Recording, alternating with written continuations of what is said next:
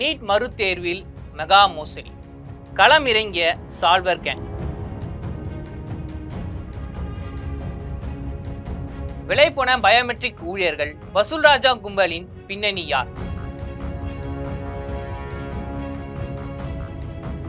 பீகாரில் நடந்த மெகா மோசடி, விசாரணையில் வெளிவரும் திடுக்கிடும் தகவல்கள். நடந்தது என்ன, விரிவாக பார்க்கலாம் வாங்க.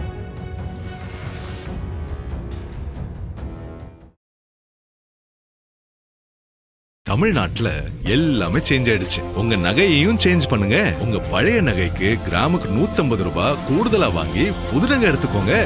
அதே கம்மி சேதாரம் தான் உங்க லலிதால மட்டும்தான். சிடாசிஸ் தமிழர் 4.0 அணிகளாய் திரள்வோம், அமைப்பாய் உயர்வோம். July 24-25 Hilton, Chennai. Hi yours, NEET exam. இந்த நீட் எக்ஸாம் எழுதணும் என்ற ஒரு பயத்தினாலேயே எத்தனையோ மாணவர்களும் தற்கொலை பண்ணியிருக்காங்க. இந்த செய்தியை நம்ம அடிக்கடி கேட்டுனா இருந்திருப்போம். ஆனால் அப்படி இருந்தும் இந்த ஆண்டும் நீட் எக்ஸாம் நடந்திருக்கு. மே 3ஆம் தேதி நீட் எக்ஸாம் நடக்கும் அப்படின்னு அறிவிச்ச பிறகு நீட் எக்ஸாம் நடத்திருக்காங்க. ஆனால் என்ன ஒன்றா, நீட் எக்ஸாமோட எக்ஸாம் பேப்பர் வந்து சட்டவிரோதமாக லீக் ஆகிருக்கு அப்படின்னு சொல்லி மீண்டும் அந்த நீட் எக்ஸாமை கேன்சல் பண்ணி ஜூன் 21ஆம் தேதி நீட் எக்ஸாம் நடத்திருக்காங்க.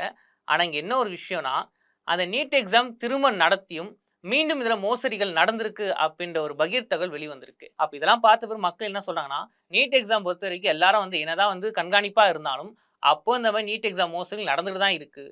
இங்கே எங்கே தப்பு நடக்குது அப்படின்னு கண்டுபிடிக்க முடியல அப்படி மக்கள் வேடிக்கையும் கேட்க ஆரம்பிச்சிட்டாங்க. முக்கியமாக சொல்லப்போனால் ஜூன் 21ஆம் தேதி பீகாரில் நீட் எக்ஸாம் நடந்திருக்கு. அங்கே தான் இந்த குற்ற சம்பவம் நடந்திருக்கு. என்னன்னா, கிட்டத்தட்ட 9 பேர் வந்து ஆள் மாறாட்டம் பண்ணியிருக்காங்க. ஆமாங்க, நீட் எக்ஸாம் நடக்கும்போது நிறைய ஸ்டூடெண்ட்ஸ் வந்து ரொம்ப லேட்டாக வந்ததும், அது மட்டும் இல்லாமல் நிறைய பேர் வந்து நீட் எக்ஸாம் வரும்போது முக்கியமாக டாக்குமெண்ட்ஸ் எடுத்துன்னு வந்தோம் பார்த்தீங்களா, அது எடுத்துன்னு வராமல் இருந்தது.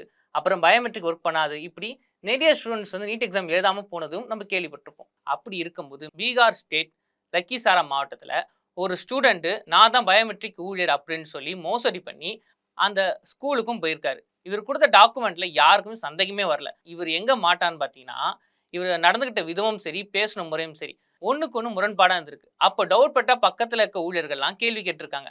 அந்த கேள்வி தான் இவர் மாட்டிருக்காரு. அப்போ தான் தெரிய வந்திருக்கு, இவர் வந்து பயோமெட்ரிக் ஆஃபீஸரே கிடையாது. இவர் பீகாரை சேர்ந்த ஒரு ஸ்டூடெண்ட்டு, அதுவும் எம்பிபிஎஸ் படிக்கிற 3ஆம் ஆண்டு ஸ்டூடெண்ட்டு. ஆள் மாறாட்டம் காரணமாக இவர் இங்கே வந்து இப்படி நடிச்சிருக்காரு அப்படின்னு தெரிய வந்து உடனே போலீஸுக்கு இன்ஃபார்ம் பண்ணி போலீஸார் விசாரணை பல தகவல் வெளிவந்திருக்கு. என்னன்னா, இவர் மட்டும் ஆள் மாறாட்டம் பண்ணலை, கிட்டத்தட்ட 9 பேர் வந்து ஆள் மாறாட்டம் பண்ணியிருக்காங்க அப்படின்னு தெரிய வருது. சரி, அந்த 9 பேரும் யார் யாருன்னு பார்த்தீங்கன்னா, ஜார்க்கண்ட், மேற்கு வங்காளம், முக்கியமாக அந்த ஸ்டேட்டை சேர்ந்த பீகார் சேர்ந்த ஸ்டூடெண்ட்டு, இப்படி எல்லா ஸ்டேட்லேருந்து கிட்டத்தட்ட 9 பிரில்லியன்ட் ஸ்டூடெண்ட்ல கூட்டின்னு வந்து யாருக்கெல்லாம் நீட் எக்ஸாம் எழுதுறோமோ அவங்களால எழுத முடியல அப்படின்னா போலியான டாக்குமெண்ட்டை தயாரித்து அவங்க பேரில் இந்த 9 பேர் போய் எக்ஸாம் எழுதியிருக்காங்க. அப்படி எழுதுற போது தான் இந்த பயோமெட்ரிக் போயின்னு சொல்லி மாட்டினார் பார்த்தீங்களா, இவரை வச்சு அவங்கள பிடிச்சிருக்காங்க. சரி, ஓகே, என்னதான் வந்து போலியான டாக்குமெண்ட்ஸ் கொடுத்து உள்ளே போயிருந்தாலும் பயோமெட்ரிக் ஒரு முறை இருக்குல்ல, அதில் கண்டிப்பாக எல்லாம் மாட்டுவாங்க. ஆனால் அவங்க அதில் கூட மாட்டேன் எப்படி உள்ளே போனாங்கன்னு பார்த்தீங்கன்னா, இந்த நீட் எக்ஸாமில் ஈடுபட்ட 15 ஆப்ரேட்டர்கள், 3 பயோமெட்ரிக் ஊழியர், கிட்ட 18 பேரும் வந்து இந்த கும்பலோட சேர்ந்தவங்க. அதாவது பணத்துக்காக அந்த கும்பலோட சேர்ந்து வெளியே போயிருக்காங்க அப்படின்னு தெரிய வந்தது. அப்போ ஏற்கனவே ஆழ்மட்டம் சேர்ந்த அந்த 9 பேரும் இந்த 15 + 3 சேர்ந்து 18 பேர், கிட்டத்தட்ட இந்த ஒரு குற்ற சம்பவம் பல பேர் சேர்ந்திருக்காங்க அப்படின்னு விசாரணையில் தெரிய வந்திருக்கு. இந்த குற்றத்துக்கெல்லாம் பின்னணியில இருந்து யார் வந்து செயல்பட்டா, யார் அந்த மாஸ்டர் மைண்ட் அப்படின்ற ஒரு கேள்விக்கும் விடை கிடைச்சிருக்கு. யாருன்னு பார்த்தீங்கன்னா, ஏஎன்எம் மருத்துவக் கல்லூரி மாணவர் ஆர்பிட் ராஜ் தான் இதுக்கு மாஸ்டர் மைண்டாக செயல்பட்டிருக்கார் அப்படின்ற ஒரு பகீர் தகவல் வெளியே வந்திருக்கு. சரி, இவர் யார் அப்படின்னு பார்த்தா, இதுக்கு முன்னாடியும் நீட் எக்ஸாம்ல முறைகேடு நடந்தபோது இவர் வந்து முக்கியமான குற்றவாளியாக சிபிஐ வந்து அரெஸ்ட் பண்ணி கோர்ட்ல ஒப்படைச்சு, அப்புறம் இவர் தான் குற்றவாளி அப்படின்னு சொல்லி அவருக்கு தண்டனை வாங்கி கொடுத்தாங்க. ஆனால் அப்படியே அந்த தண்டனை முடிஞ்சு வெளியே வந்த பிறகு திரும்பவும் தன்னோட வேலையை வந்து ஆரம்பிச்சிருக்காரு இந்த ஆர்பிட் ராஜ். அப்போ மக்களோட கேள்வி என்னன்னா, என்னதான் நீட் எக்ஸாம் வந்து இவ்வளோ கண்டிப்பாக நாங்கள் நடத்துகிறோம் அப்படின்னு சொல்லியும் எப்படி இந்த மாதிரி தப்புகள்லாம் நடக்குது?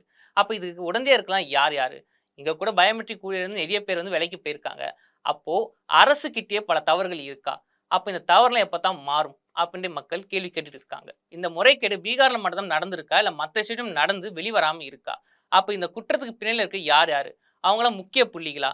ஏன் போலீஸ் இன்னும் அவங்கள அரெஸ்ட் பண்ணாமல் இருக்காங்க? இப்படி பல கேள்விகளை பீகார் மக்களும் சரி, சில முக்கிய புள்ளிகளும் சரி கேள்வி கேட்டுட்டு தான் இருக்காங்க.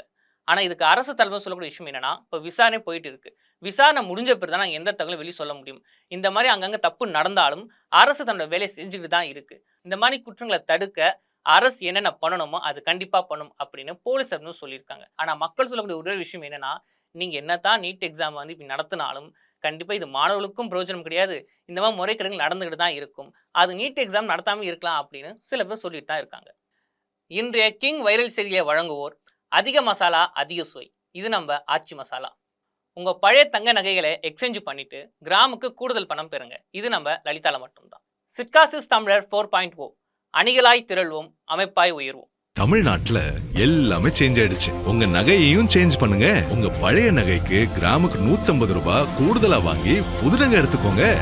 அதே கம்மி சேதாரம் தான் உங்க லலிதால மட்டும்தான். சிட்டாசிஸ் தமிழர் 4.0 அணிகளாய் திரள்வோம், அமைப்பாய் உயர்வோம். July 24-25 Hilton, Chennai.